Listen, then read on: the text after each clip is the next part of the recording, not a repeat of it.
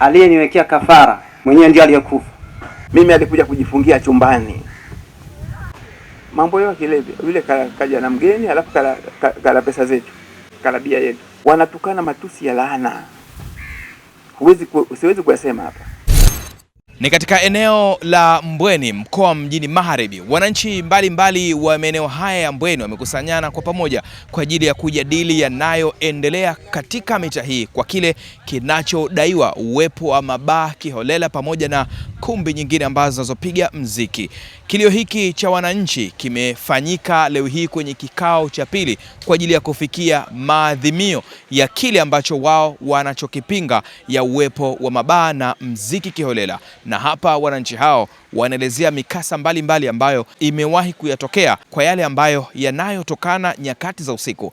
Ripoti za UTV pamoja na millardayo.com hapa Zanzibar. Mimi naitwa Said TZD. Tulisimama sana kwenda mahakamani. Mmoja wapo mimi nilisimama katika kupinga hilo. Lakini ilionekana kwamba mimi ndio ni hasama wa hao tunaopambana nao.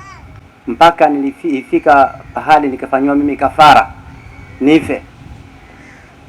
Lakini matokeo yake kwa uwezo wa Mwenyezi Mungu, sababu tunasimama kwa ajili ya Allah aliyeniwekea kafara, kwa sababu alichukua jina langu akaliandika, akachukua mbuzi, aliliandika jina langu kwenye mbuzi, akalichora kwenye mbuzi, alafu yule mbuzi akaniuliwa kwamba mimi ndio nifanya nini nife.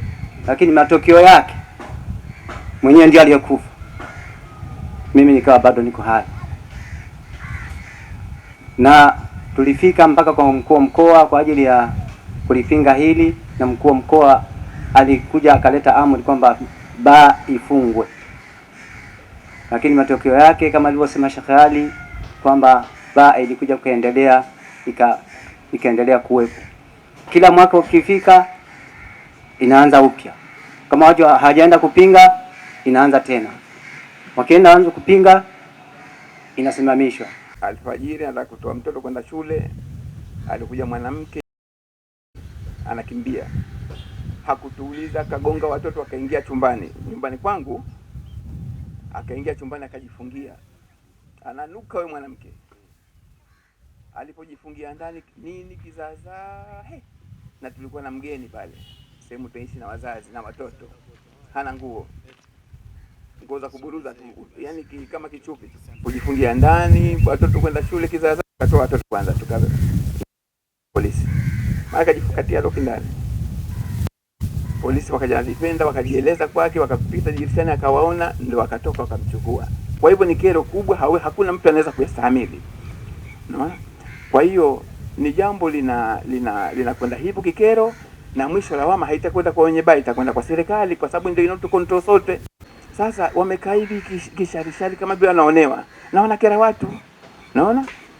Sasa hili jambo serikali iangalie haki. Mimi kama namfanyia huyu si haki, asinione mbaya nikitaka haki yangu. Kwa hivyo sisi tumeishi miaka mingi. Ray Joseph tumeishi miaka mingi.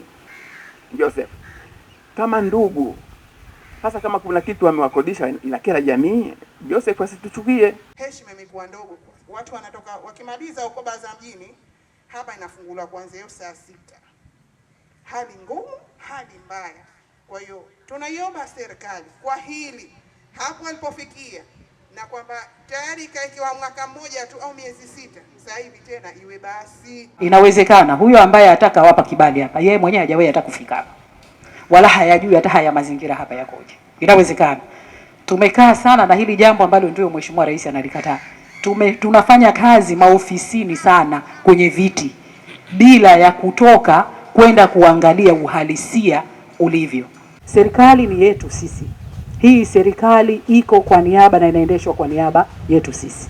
Tukisimama kwa pamoja kwamba hii biashara iondoke, basi ninaamini serikali itatusikiliza na hii biashara itakwenda kutafutiwa sehemu nyingine. Mtu akiwa anahitaji hiyo starehe ataifuata huko, na nadhani hii ipo kwa mujibu wa sheria. Hiyo mtu ni nje ya mji. Sasa hivi hapa ni makazi. Kwa hiyo hii kwa pamoja wanawake na wanaume, kwa sababu sisi ndio waathirika. Kila mmoja anaweza akaelezea scenario yake iliyomkuta kutokana na hii biashara kuendelea hapa.